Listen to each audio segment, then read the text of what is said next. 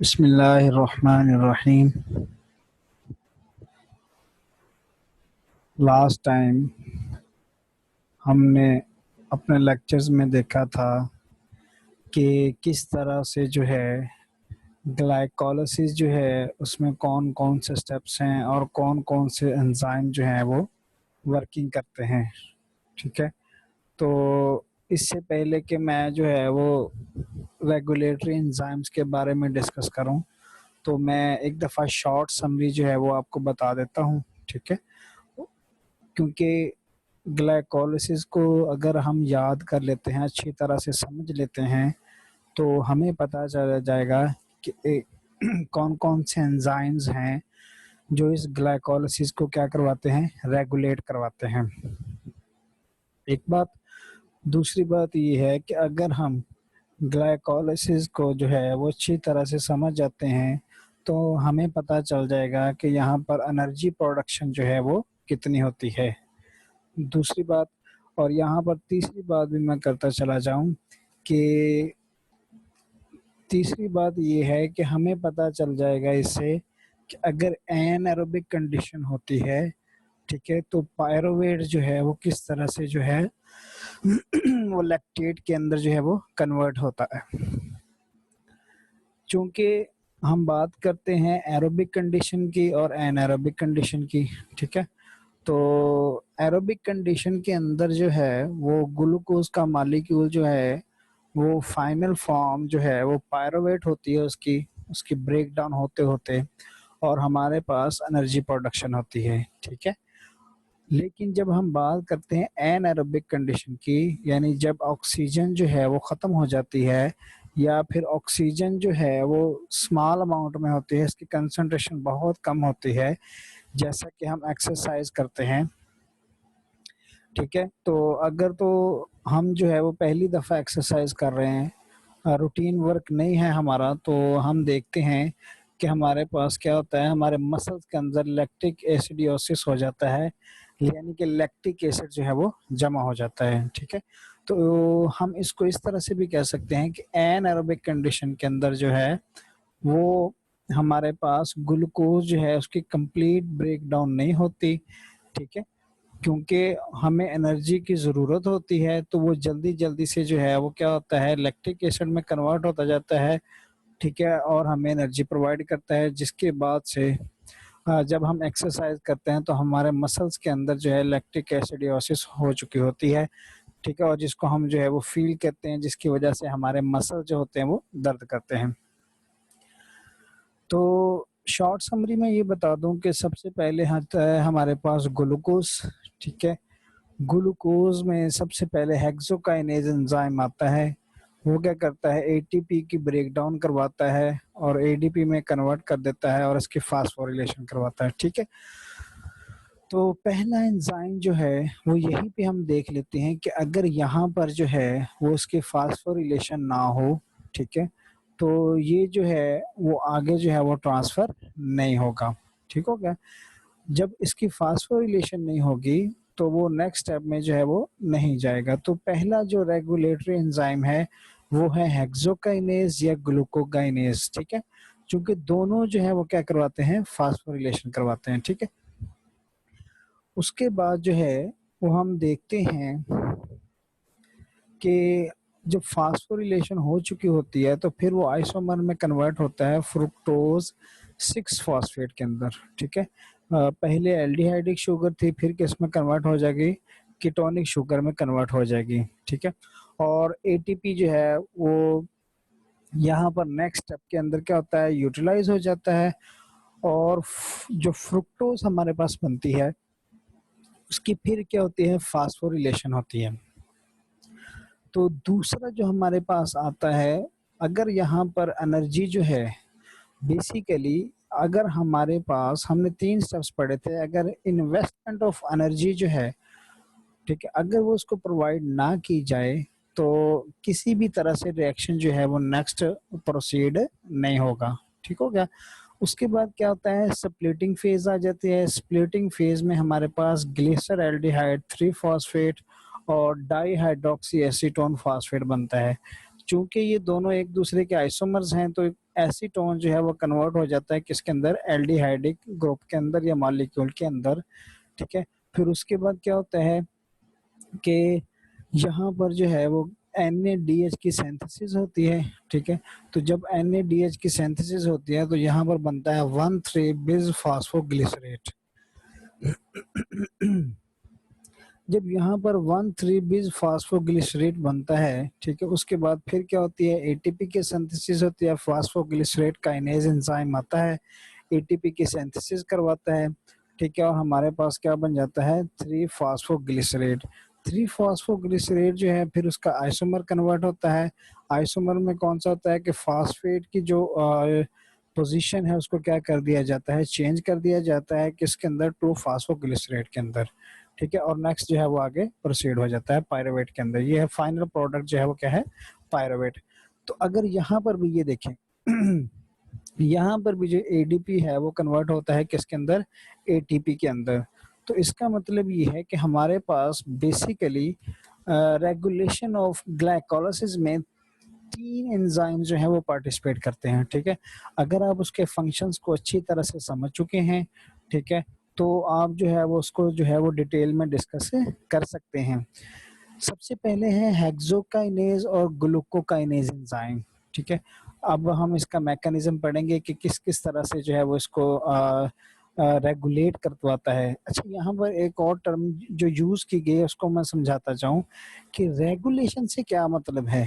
Regulation से मुराद ये है कि उसकी एक्टिविटी को कंट्रोल करवा देना, रेगुलेट करवा देना। अब कंट्रोल करवाने में हम, जब हमारे पास कोई चीज कंट्रोल में होती है, ठीक है, फॉर एग्जांपल हम गाड़ी चला रहे हैं तो उसमें हमारे पास कंट्रोल होता है, ठीक है, तो हम उसकी स्पीड बढ़ा भी सकते हैं और कम भी कर सकते हैं, ठीक है। तो ये होती है रेगुलेशन। तो पहला जो एंजाइम है उसमें वो बताया गया है कि कौन सा होता है, हेक्सोकाइनेज और ग्लूकोकाइनेज। दूसरा जो एंजाइम है वो है फास्फोफ्रुक्टोकाइनेज, ठीक है। और थर्ड वन जो एंजाइम्स है वो है पायरुवेट काइनेज, ठीक है। Catalysing the irreversible reactions regulate glycolysis. जो रिएक्शंस जो हैं वो इरिवर्सिबल रिएक्शंस को क्या करवाते हैं, प्रोसीड करवाते हैं। अब यहाँ पर थोड़ा सा समझ लिया जाए कि इरिवर्सिबल रिएक्शंस का मतलब ये नहीं होता कि हम उसको जो है वो बैक साइड पे नहीं लेके जा सकते, बल्कि इरिवर्सिबल रिएक्शंस का मतलब ये होता है कि हम किसी भी रिएक्शन को आसानी से फिजिबल कंडीशंस या लोएस्ट कंडीशंस जो हैं वो प्रोवाइड करके दोबारा उसको रिएक्टेंट्स के अंदर कन्वर्ट नहीं करवा सकते। इरिवर्सिबल रिएक्शंस का मतलब ये होता है। मसलन हम एग्जांपल पढ़ते हैं कि हाइड्रोजन और ऑक्सीजन मिलते हैं और वाटर बना देते हैं। अब वाटर जो है इसका मतलब ये है इरिवर्सिबल रिएक्शन। तो इसका मतलब हरगिज ये नहीं है कि वाटर जो है वो टूट नहीं सकता, टूट सकता है, लेकिन हमें जो है उसकी प्रिवेलिंग कंडीशंस जो है वो बहुत हार्श चाहिए। जैसा कि 1000 डिग्री सेल्सियस राउंड अबाउट जो होता है वो हमें चाहिए होता है वाटर को ब्रेक डाउन करवा कर किसमें कन्वर्ट करने के लिए, हाइड्रोजन और ऑक्सीजन में। तो इरिवर्सिबल यानी कि बैकवर्ड डायरेक्शन जो है वो चूंकि बहुत ज्यादा प्रिवेलिंग कंडीशन जो है वो हार्श जो है वो डिमांड करता है, इस वजह से हम कह सकते हैं कि इस रिएक्शन को रिवर्स जाना जो होता है वो बहुत मुश्किल हो जाता है। तो उस रिएक्शन को क्या कहते हैं, इरिवर्सिबल रिएक्शंस कहते हैं। सबसे पहले हम देखते हैं कि हेक्सोकाइनेज जो है वो किस तरह से जो है वो ग्लाइकोलाइसिस की रेगुलेशन करवाता है। Hexokinase is inhibited by glucose 6 phosphate. अब यहाँ पर जो है मैं फिर ये बता दूं कि किसी भी एंजाइम की एक्टिविटी को स्टॉप करवाना, बढ़ा देना, कम करवाना, ये सारी चीजें जो है ये रेगुलेशन के अंदर आती हैं। तो अगर हम हेक्सोकाइनेज की एक्टिविटी को जो है वो कम करवाना चाहते हैं तो हमें क्या करवाना पड़ेगा, एंजाइम इनहिबिट करवाना पड़ेगा, ठीक है। तो इनहिबिशन जो है वो आप लास्ट सेमेस्टर्स के अंदर जो है वो डिटेल में पढ़ चुके हो, ठीक है। तो हेक्सोकाइनेज को जो है वो किस तरह से जो है वो रेगुलेट करवाया जाता है, उसके लिए ग्लूकोज 6 फॉस्फेट। जब ग्लूकोज 6 फॉस्फेट आता है तो हेक्सोकाइनेज एंजाइम जो होता है वो क्या हो जाता है, इनहिबिट हो जाता है। This enzymes prevents the accumulation of glucose 6 phosphate due to product inhibition। Product inhibition से क्या मुराद है कि ग्लूकोज 6 फॉस्फेट जो है जब कन्वर्ट हो जाता है किसके अंदर, उसकी फास्फोरिलेशन हो चुकी होती है, तो उस रिएक्शन को जो है वो हम आसानी से जो है वो दोबारा नहीं वापस ले जा सकते, उसके लिए हमें एनर्जी प्रोवाइड करना पड़ेगी, ठीक है। तो इस वजह से जो है वो हम क्या करते हैं, इसको कहते हैं कि ये हेक्सोकाइनेज जो है, जब ग्लूकोज 6 फॉस्फेट की अकोमोलेशन होना शुरू हो जाती है, तो यहाँ पर क्या होता है कि हेक्सोकाइनेज एंजाइम जो रहता है वो क्या हो जाता है, स्टॉप हो जाता है। स्टॉप में हम कहेंगे कि इसकी जो एक्टिविटी है वो रेगुलेट हो जाती है, कम हो जाती है, ठीक है। अगर अकोमोलेशन को जो है वो कम कर देंगे तो फिर दोबारा से क्या हो जाएगा, एक्टिवेट हो जाएगा। तो इसका मतलब ये है कि ग्लूकोज 6 फॉस्फेट को रेगुलेट करवाने, सॉरी, ग्लूकोज 6 फॉस्फेट जो है वो हेक्सोकाइनेज को क्या करवाता है, रेगुलेट करवाता है। उसकी एक्टिविटी को, उसके रिएक्शंस को बढ़ा भी सकता है और कम भी कर सकता है। नेक्स्ट है glucokinase enzyme. Glucokinase which specifically phosphorylate glucose. जी हम जो है वो दोनों का डिफरेंस पढ़ चुके हैं। हेक्सोकाइनेज जो है वो ग्लूकोज को भी करता है, फ्रुक्टोज को भी करता है, फिर उसी तरह जो है वो मेनोज को भी करता है, लेकिन ग्लूकोकाइनेज जो है वो सिर्फ और सिर्फ स्पेसिफाइड होता है किसके लिए, ग्लूकोज के लिए, ठीक है। तो और ये लीवर के अंदर जो है वो एग्जिस्ट करता है। Is an inducible enzyme. यहाँ पर जो है इंड्यूसिबल का मतलब ये लफ्ज किया गया है कि इसमें इंडक्शन की जाती है। तो लीवर के अंदर जो है वो ग्लूकोज की जो कंसंट्रेशन होती है वो इंसुलिन डिपेंडेंट होती है, ये हमने लास्ट टाइम डिस्कस किया था। तो इंसुलिन की कंसंट्रेशन कम या ज्यादा होने से ग्लूकोज का जो लेवल होता है उसको हम क्या कर सकते हैं, कम या ज्यादा कर सकते हैं। मसलन अगर ग्लूकोज जो है उसकी मिकदार कम हो गई है तो ग्लूकोकाइनेज की एक्टिविटी क्या हो जाएगी, स्टॉप हो जाएगी। क्यों?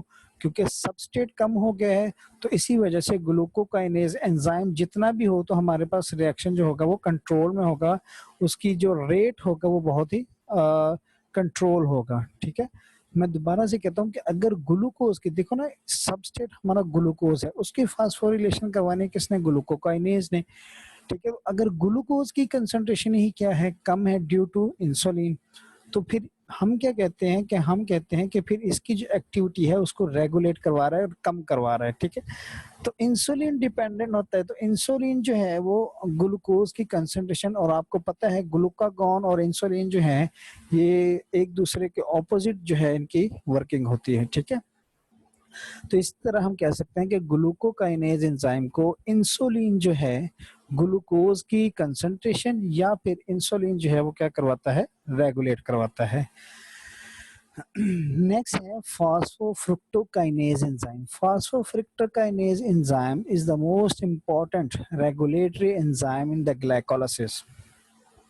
फास्फोफ्रुक्टोज इज एन एलोस्टेरिक एंजाइम्स। अब यहाँ पर जो है वो एलोस्टेरिक एंजाइम्स की टर्म यूज की गई है। देखो बेटा, हमने इनहिबिशन में पढ़ा था कि जब इनहिबिटर जो है वो आके एक्टिव साइट के साथ बाइंड करता है, तो एक तो ये है कि वो कम्पिटिटिव इनहिबिशन में पार्टिसिपेट कर रहा है, ठीक है।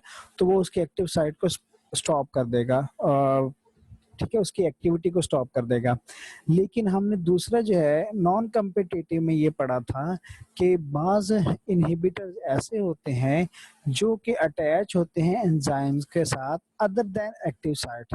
तो जब अदर देन एक्टिव साइट आता है तो इसमें कन्फर्मेशनल चेंजेस आती हैं, यानी कि प्रोटीन का जो स्ट्रक्चर है या एंजाइम का जो स्ट्रक्चर है वो चेंज हो जाता है, जिसकी वजह से उसकी एक्टिविटी जो है वो क्या हो जाती है, कम हो जाती है या फिर परमानेंटली स्टॉप हो जाती है। इसका मतलब यह है कि हम उसकी एक्टिविटी को रेगुलेट करवा रहे हैं।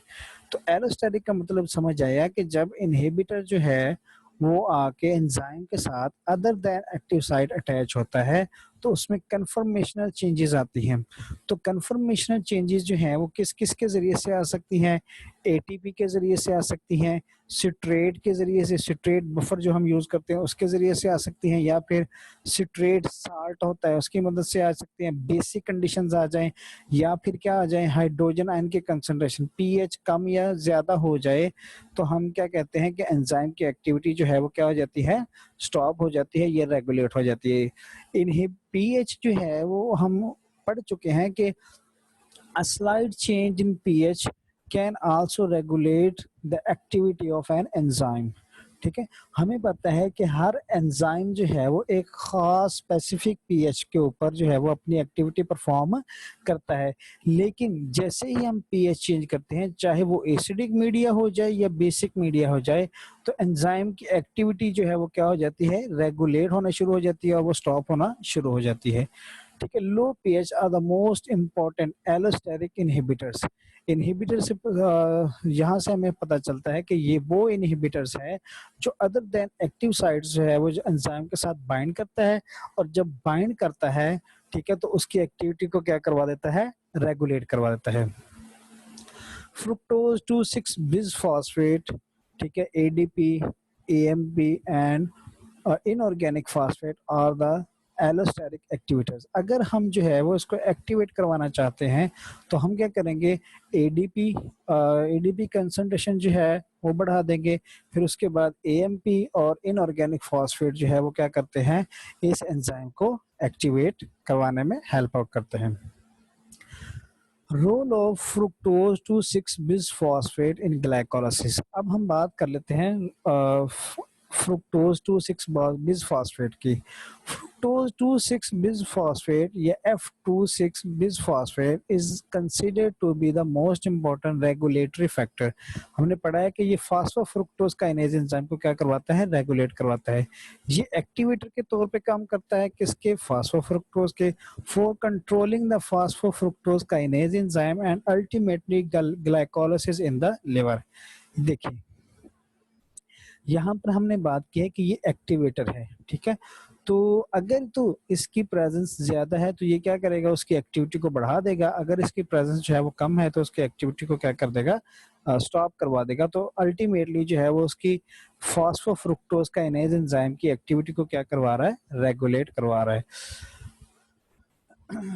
फॉस्फेट 2,6 बिसफॉस्फेट जो है वो is synthesized from the fructose 6-phosphate by the enzyme phosphofructose kinase called PFK2, यानी कि phosphofructose kinase enzyme 2।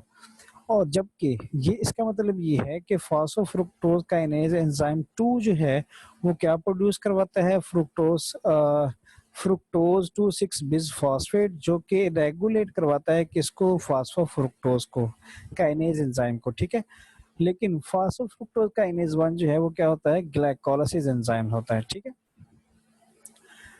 अब इसकी हाइड्रोलिसिस जो होती है वो कौन करवाता है, फ्रुक्टोज 2,6 बिसफॉस्फेट करवाता है। The function of the synthesis and degradation. अब हमने इसकी सिंथेसिस भी पढ़ी है और डिग्रेडेशन भी पढ़ी है कि डिग्रेडेशन जो होती है वो फ्रुक्टोज 2,6 बिसफॉस्फेट से होती है, और फास्फोकाइनेज एंजाइम जो है 6 फॉस्फेट काइनेज एंजाइम जो है इसके क्या करवाता है, सिंथेसिस करवाता है। ठीक है, तो is brought is brought out by a single enzyme polypeptide with two active sites। यानी कि उस एंजाइम की जो होती है वो 2 एक्टिव साइट होती हैं, which is referred to as a bifunctional enzyme। Understood बात है, जब उसकी एक्टिव साइट्स 2 हैं तो एक एंजाइम की एक्टिव साइट है, एक एक्टिव साइट है, तो उसके मुकाबले में ये एंजाइम जो है इसकी जो फंक्शनैलिटी है वो क्या हो जाएगी, डबल हो जाएगी। The activity of phosphofructose kinase enzyme 2 and fructose 2,6 bisphosphate phosphatase is controlled by covalent modification, which in turn is regulated by CAMP, cyclic adenosine monophosphate। ठीक है, तो इसका मतलब ये है कि इसको जो रेगुलेट करवाने वाला है वो कौन सा होता है, cyclic adenosine monophosphate. Cyclic adenosine monophosphate brings about phosphorylation of the bifunctional enzyme. उसकी क्या कहता है, बाइफंक्शनल एंजाइम जो कि उस एंजाइम को सिंथेसाइज करवा रहा था, ठीक है, उसकी 2 एक्टिव साइट्स थी, ठीक है, उसकी फास्फोरिलेशन करवाता है, resulting in inactivation of active site. जब उसकी फास्फोरिलेशन हो जाती है तो वो क्या हो जाता है, इनएक्टिव हो जाता है, responsible for the synthesis of F26 bisphosphate, but activation of the active site responsible for the hydrolysis of F26 boss. अब इस सारी कहानी को समझने के लिए ना यहाँ पर हम देखते हैं कि ये है क्या असल में। देखें, Phosphofructose kinase enzyme 2 and phosphofructose 2,6-bis-phosphatase ये जो है ये कंट्रोल करवाता है किसको, CAMP को, साइक्लिक एडिनोसिन मोनोफॉस्फेट को। अगर इसकी कंसंट्रेशन ज़्यादा हो जाए तो ये फास्फोरिलेशन करवा देता है किसकी, फास्फाटेज एंजाइम की, बिस-फास्फाटेज एंजाइम की। जब इसकी इसकी जो है वो रेगुलेशन हो जाती है, फास्फोरिलेशन हो जाती है, तो ये रेगुलेटेड हो जाता है यानी कि इनहिबिट हो जाता है। तो फिर जो है वो हमारे पास क्या बनता है, F26 बिसफॉस्फेट। अगर इसकी फास्फोरिलेशन नहीं होगी तो इसकी क्या हो जाएगी, F26 बिसफॉस्फेट की हाइड्रोलाइसिस हो जाएगी। दोबारा से सुनिएगा कि अगर ये जो बिसफॉस्फेटेज एंजाइम है इसकी फास्फोरिलेशन हो जाती है तो ये इनहिबिट हो जाता है और रिजल्ट में हमारे पास क्या बनता है, F26 बिसफॉस्फेट। अगर इसकी फास्फोरिलेशन नहीं होती, ठीक है, तो इसकी क्या हो जाती है, हाइड्रोलाइसिस हो जाती है। आई होप कि आपको समझ आ गया। लास्ट वन जो हमारे पास एंजाइम है जो कि ग्लाइकोलाइसिस को क्या करवाता है, रेगुलेटरी करवाता है। मैंने पहले भी कहा था कि एक हेक्सोकाइनेज या ग्लूकोकाइनेज है, दूसरा है फास्फोफ्रुक्टोकाइनेज है और थर्ड वन जो है वो क्या है, pyruvate kinase enzyme. Pyruvate kinase enzyme जो है ये भी इनहिबिट हो जाता है किसके जरिए से, एटीपी के जरिए से, ठीक है। और किसके होता है, फ्रुक्टोज 1,6 बिसफॉस्फेट से। Pyruvate kinase is active in dephosphorylated state. इसका मतलब ये है कि जो पायरुवेट काइनेज एंजाइम है अगर उसकी फास्फोरिलेशन करवा दें, जैसा कि हमने लास्ट टाइम फास्फाटेज एंजाइम की बात की है, तो उसी तरह पायरुवेट की भी अगर फास्फोरिलेशन हो जाती है यानी कि इसके ऊपर फास्फेट ग्रुप आकर अटैच हो जाता है तो ये क्या हो जाएगा, इनहिबिट हो जाएगा। अगर इसकी डीफॉस्फोरिलेशन हो जाती है यानी कि फॉस्फेट ग्रुप यहाँ से रिमूव हो जाता है तो ये क्या हो जाता है, एक्टिव हो जाता है। Inactivation of pyruvate kinase is brought about cyclic AMP dependent protein kinase. The hormone glucagon inhibits the hepatic glycolysis by this mechanism. इसका मतलब ये है कि हार्मोन जो ग्लूकागॉन है वो क्या कर देता है, ग्लाइकोलाइसिस को इस तरह से स्टॉप किया जाता है कि पायरुवेट एंजाइम की क्या करवा देता है, फास्फोरिलेशन करवाता है। जब फास्फोरिलेशन हो जाएगी तो वो इनएक्टिव हो जाएगा और ग्लाइकोलाइसिस क्या हो जाएगी, स्टॉप हो जाएगी। Energy yield from glycolysis during the anaerobic condition, one molecule of glucose is converted to molecules of lactate, there is a net yield of two molecules of ATP. समझ आ गई, यानी कि एनाएरोबिक कंडीशन के अंदर एक ग्लूकोज का मॉलिक्यूल जो है वो दो लैक्टेट में बनता है और दो एटीपी सिंथेसिस करता है। Four molecules of ATP are synthesized by the two substrate level phosphorylation. Phosphorylation के दौरान प्रोड्यूस होते हैं two ATP molecules are used in step 1 and 3, hence net yield is 2। यानी कि टोटल जो है वो चार बनते हैं, ठीक है।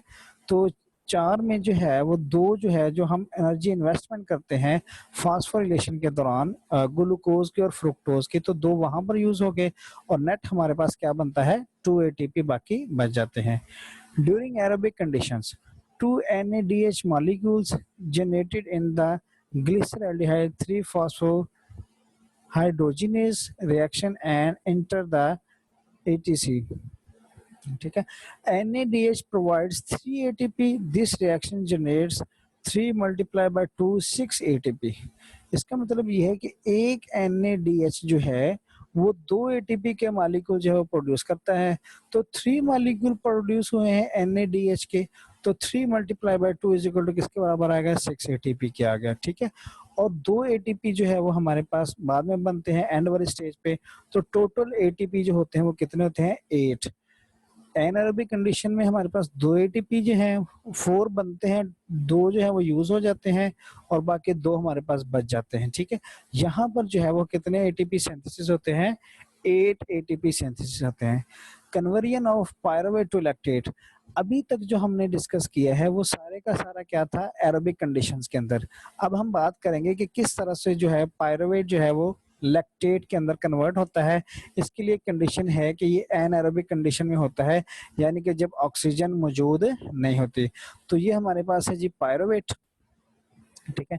पायरुवेट आता है तो क्या होता है कि NADH जो है वो ऑक्सीडाइज हो जाता है किसके अंदर, NAD प्लस के अंदर, और हमारे पास क्या बन जाता है, लैक्टेट बन जाता है। ठीक है, तो यहाँ पर सिर्फ एक स्टेप है कि NADH जो है वो आता है, वो आके क्या करवाता है, ऑक्सीडाइज होता है, यानी कि हाइड्रोजन यहाँ से निकल जाते हैं, तो वो कन्वर्ट हो जाता है NAD पॉजिटिव के अंदर, और ये क्या बना देता है, लैक्टेट बना देता है।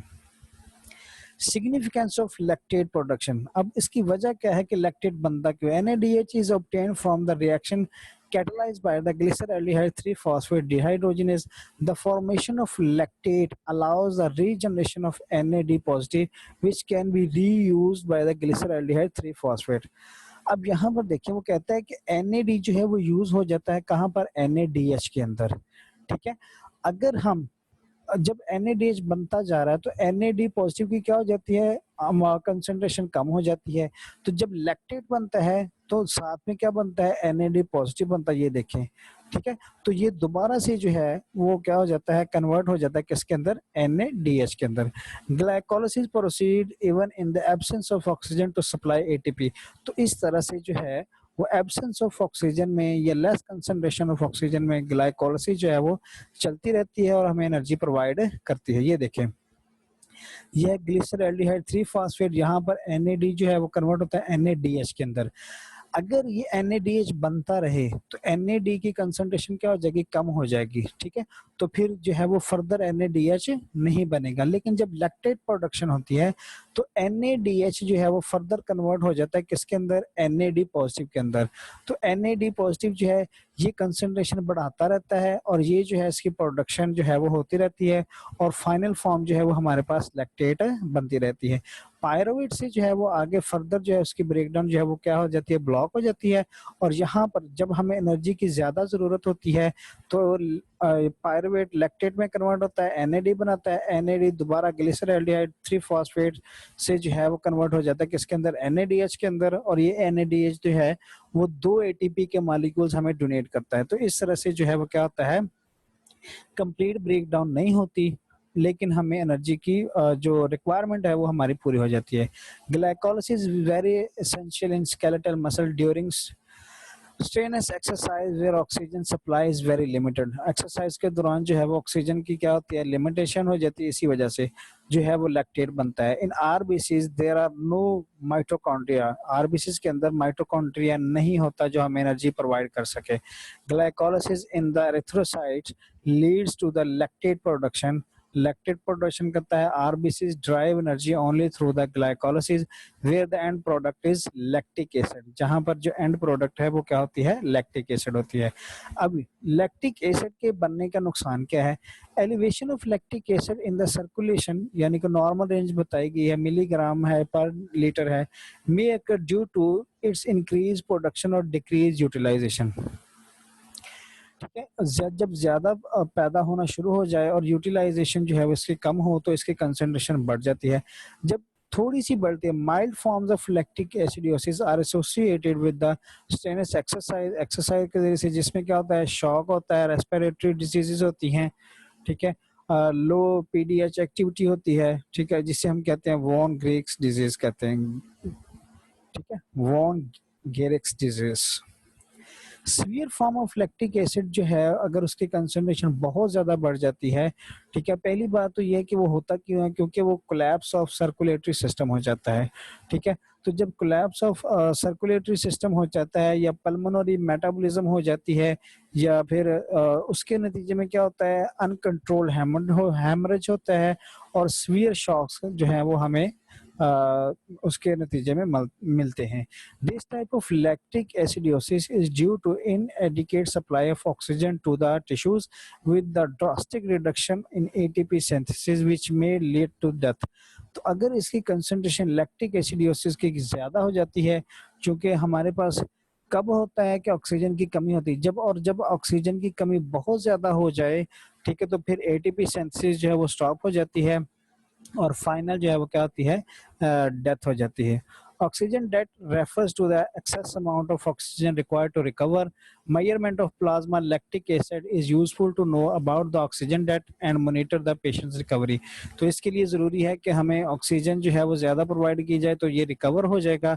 और दूसरा ये है कि हम लैक्टिक एसिड जो है, प्लाज्मा लैक्टिक एसिड जो है, इसकी बार-बार जो है वो चेकिंग करते रहें, ठीक है? ताकि हमारे ब्लड प्लाज्मा के अंदर जो है वो लैक्टिक एसिड की कंसंट्रेशन जो है वो ज़्यादा ना हो सके, ठीक है? उम्मीद है आपको लेक्चर समझ आया होगा। इंशाल्लाह नेक्स्ट टाइम नेक्स्ट लेक्चर के साथ हाज़िर होंगे।